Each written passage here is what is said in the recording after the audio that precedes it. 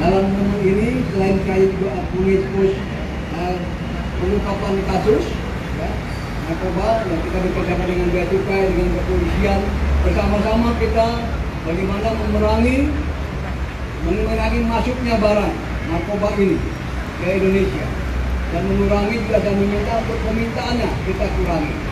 Dan saya berterima kasih kerjasama yang baik antara kita termasuk dengan teman-teman di lapas yang telah koordinasi dengan baik dengan kita. Selanjutnya dalam kesempatan ini juga BNN akan merilis ya bukan saja pengungkapan, tapi juga minggu depan kita akan melakukan kegiatan keprihatinan internasional yang tiap tahun kita lakukan, Hari Anti Narkotika Internasional tanggal 26 Juni.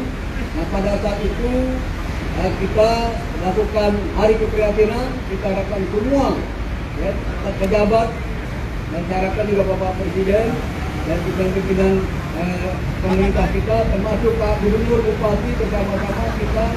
Dan pada saat itu kita akan meluncing portal pengaduan ASN bersama-sama dengan Menpan RB. Portal pengaduan ASN. Jadi kalau ada ASN yang menggunakan apalagi mengedar atau di bandar, itu kita lakukan di portal itu, kita bisa lakukan penindakan dan sanksi-sanksi yang ada. Lalu juga kaitan dengan acara keprihatinan anti narkotika ini, tanggal 27 Juni kita akan melakukan konser amal dengan lain tanggal malam minggu. Nah, ini saya harapkan lalu kita melaunching tagline yang selama ini BNN menyatakan bahwa hidup sehat tanpa narkotika, dan sekarang kita mencoba mengajak masyarakat bukan hanya narkotika tapi hidup 100%.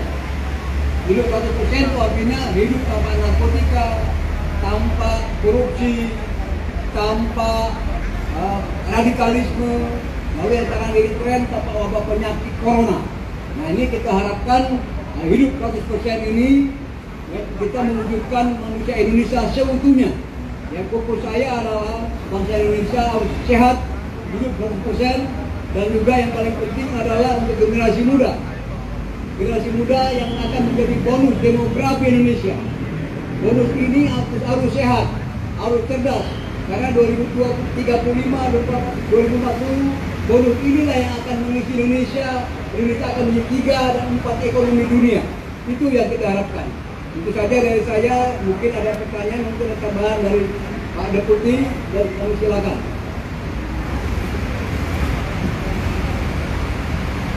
Rekan-rekan sekalian, tadi sudah disampaikan oleh Pak Kepala BNN mengenai hasil operasi yang dilakukan oleh petugas-petugas lapangan kita. Kemudian juga rangkaian kegiatan Hari Anti Narkotika Internasional. Seperti tadi disebutkan bahwa yang kami pakai ini adalah slogan kita, hidup 100%. Kemudian sebagai catatan dari saya bahwa ternyata sindikat narkoba tetap melakukan kegiatannya untuk melakukan penyelundupan dan peredaran narkotika, termasuk pada saat pandemi COVID-19 sekarang. Tidak hanya dari satu daerah, kita lihat dari Aceh, Sumatera Utara, Dumai sampai Jakarta, mereka tetap masuk. Oleh karena itu, terkait dengan penjelasan Pak Kepala BNN tadi, supaya kita seluruh masyarakat ikut terlibat dan melibatkan diri untuk mengantisipasi bukan hanya pandemi COVID-19, tapi juga pandemi narkoba di seluruh tanah air.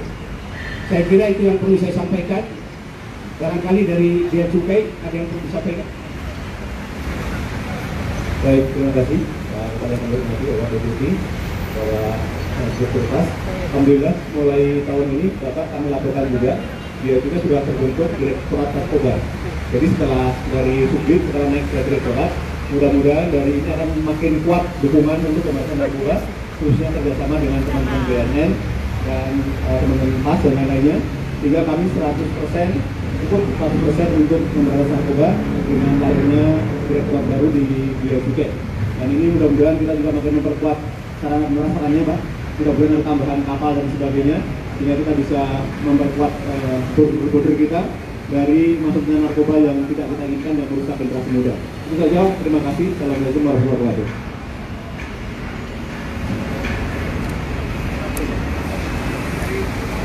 Assalamualaikum warahmatullahi wabarakatuh.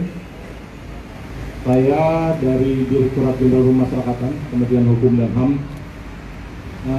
atas nama institusi mengapresiasi BNN yang telah mengungkap beberapa kasus peredaran gelap narkoba. Untuk itu kiranya sebagai fungsi koordinatif, BNN selalu menginisiasi pemberantasan pencegahan dari peredaran gelap narkoba.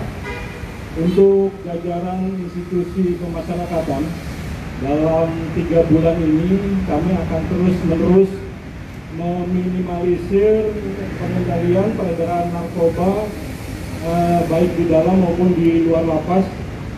Tahap pertama adalah pemindahan bandar narkoba, 41 bandar narkoba, dan ini merupakan awal dari gelombang pemindahan narkoba. Pemindahan ini akan kita koordinasikan di beberapa institusi, yaitu kepolisian dan BNN. Saya rasa itu aja. Terima kasih. Wassalamualaikum warahmatullahi wabarakatuh.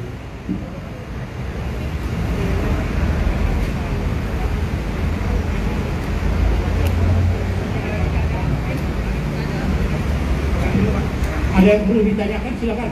Ya, silakan. Dipegang dulu, Bang. Foto dulu.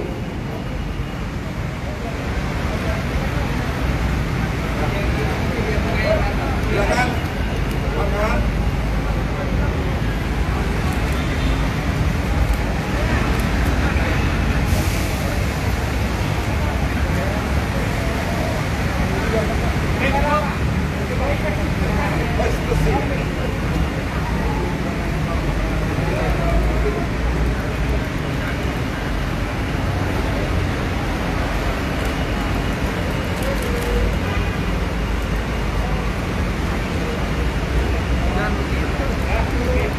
Setelah ini kami buka termin pertanyaan, 2 pertanyaan, silakan yang tidak bertanya.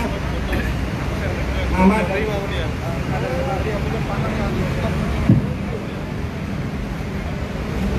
Pak Haleri dari Aimus TV. Pak, untuk sabu dan pil ekstasi yang diamankan ini rencananya sebelumnya akan diedarkan di wilayah mana saja? Terima kasih.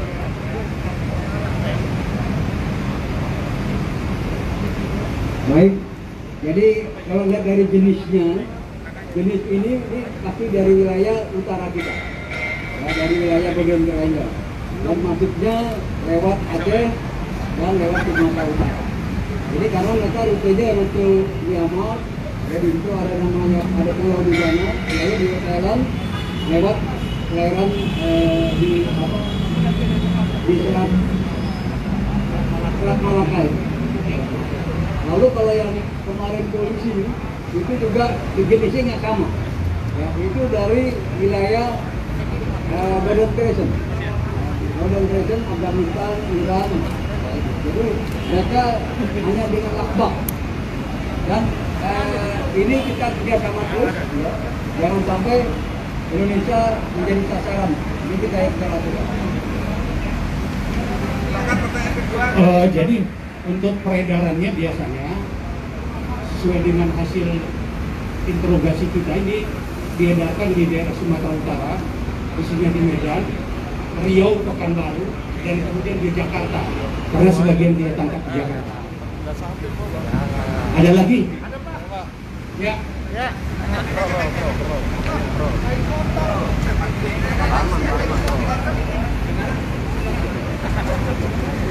Jadi Pak, di 2020 ini upaya dari BNN untuk memberantas narkotika seperti apa Pak? Sinergi dengan semua instansi. Karena kan di sini juga ada Dirjen Pas yang pengendalian dari dalam. Nah, kalau dari BNN sendiri upaya seperti apa Pak? Nah, kalau dari Dirjen Pas Pak, selama ini kan masih banyak pengendali dalam lapas. Salah satunya di lapas Cipinang masih ada keeping, Krianto dan segala macam. apakah mereka perlu dipindahkan untuk agar supaya kejadian tidak ada lagi seperti itu. Terima kasih.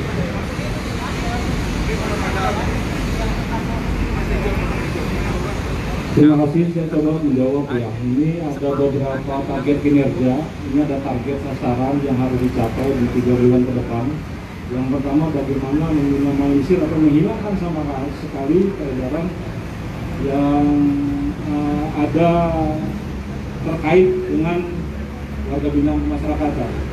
Dan gelombang pertama itu boleh nanti dilihat itu bandar main-main apa bandar-bandar yang memang menjadi target, karena informasi ini juga rekomendasi dari instansi terkait, salah satunya dari BNN dan pihak kepolisian.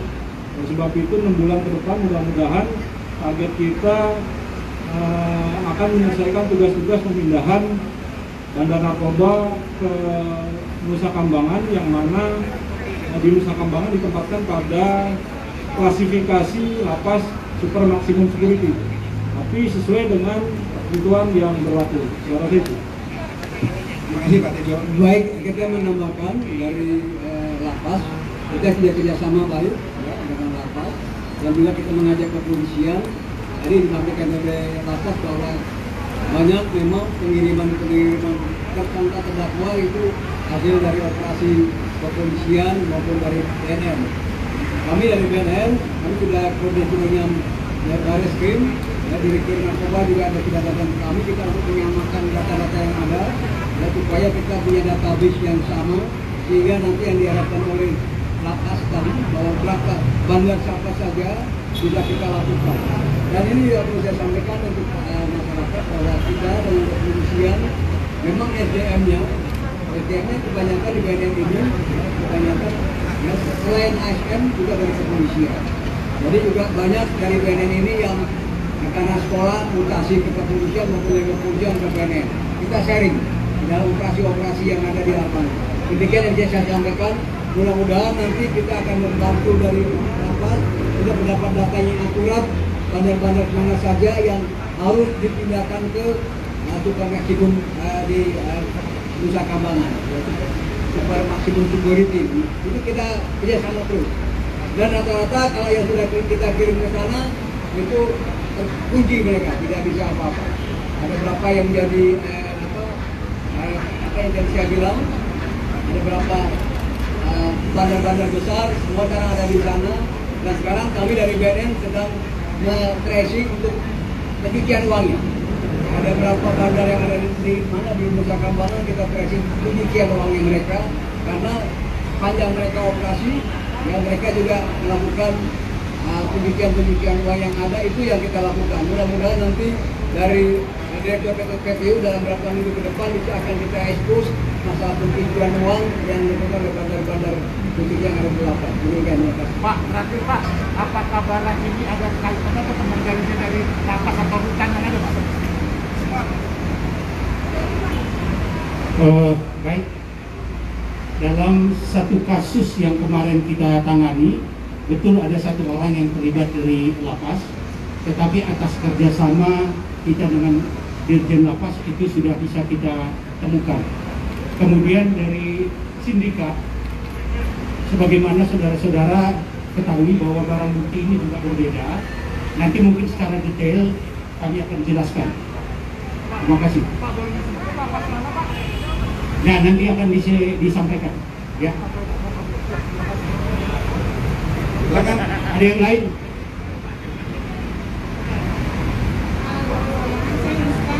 Indonesia.id, saya ingin bertanya kepada Pak Tejo. Dari tadi Bapak bicara tentang tersangkanya yang di lapas, akan dipindah ke Nusa Kambangan. Di sini analoginya tidak mungkin para pelaku itu akan bisa memasukkan narkoba ke dalam lapas tanpa ada campur tangan sipir-sipir di sana. Nah, di sini Bapak tadi bicara tentang gimana tindakan Bapak terhadap sipir-sipir yang terlibat untuk memasukkan narkoba ke dalam penjara. Itu aja. Sipirnya ya Pak. Terima kasih.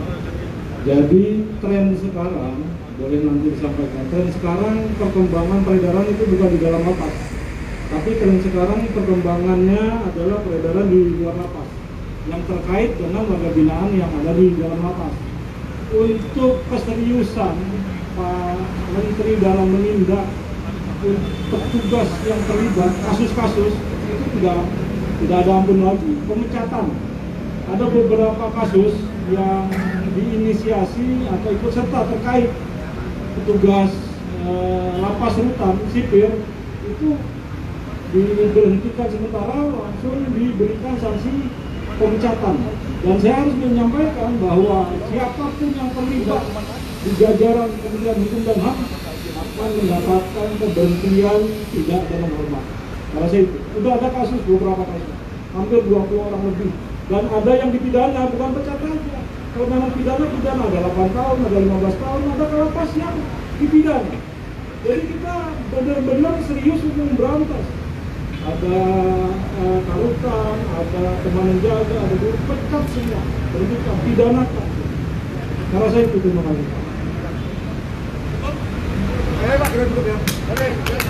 Terima kasih, dengan berakhirnya sesi tanya jawab, berakhir pula press conference pada pagi ini. Terima kasih kepada seluruh peserta press conference. Terima kasih pada Pak KBN, Pak Deputi Berantas, Deputi Cegah, seluruh direktur Karo, seluruh media maupun seluruh hadirin sekalian telah membantu untuk terselesainya press conference dengan lancar. Terima kasih. Wassalamualaikum warahmatullahi wabarakatuh. Salam sejahtera, Om Santi Santi Hadiah.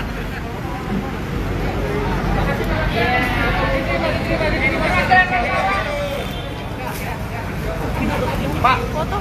Pak Kepala, Pak izin Pak, kalau bisa nanti kita foto, kita tunggu bebas narkoba Pak. Sekarang kan kita foto bareng dulu Pak. Kamu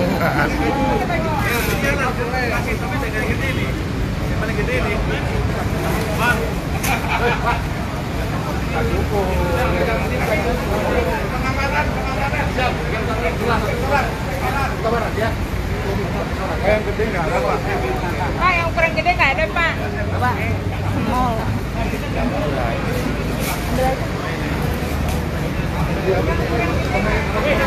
Pemain gajah, nggak ada gajah.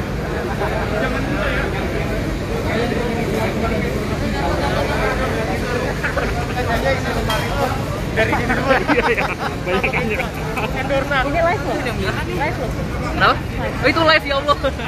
Kasih Kira story itu nanti. Maafkan apa ya?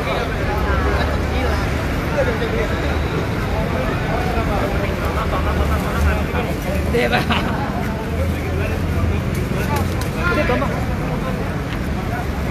Yang belum tahu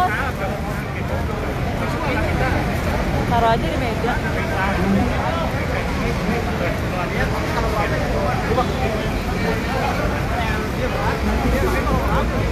Kaos.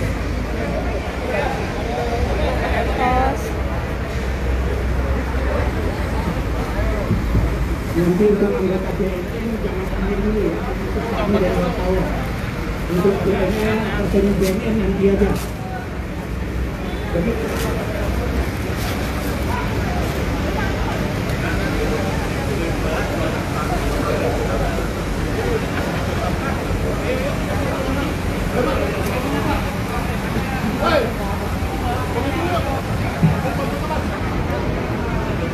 pakai kaosnya. Kagak dipakai kaos.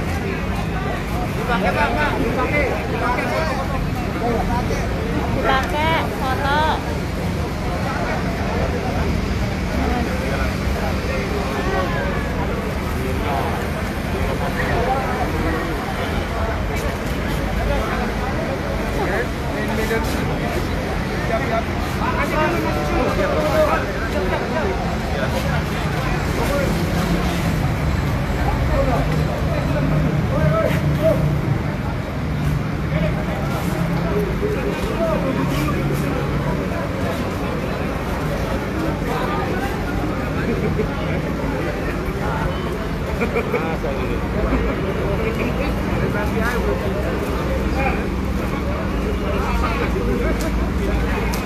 XL.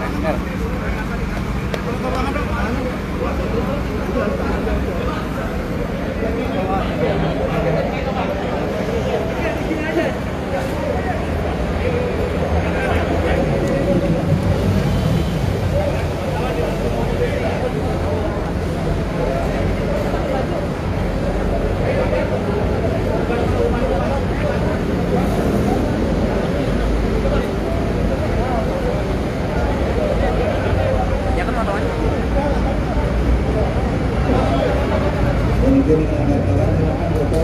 Yang foto sekarang motonya adalah dari Humas. Ya, pegawai dari Humas silakan ke foto. Rekan-rekan melakukan berdiri. Silakan. Rekan-rekan berangkat.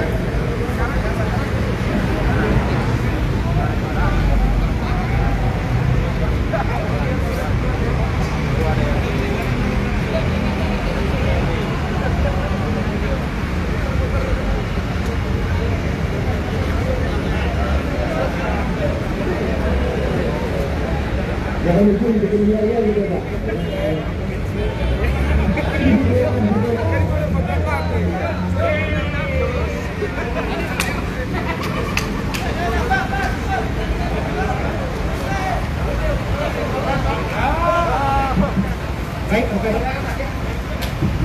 Baik, rekan-rekan, kalau masih ada yang mau ambil foto, saya persilahkan. Ya, tersangka, karena tadi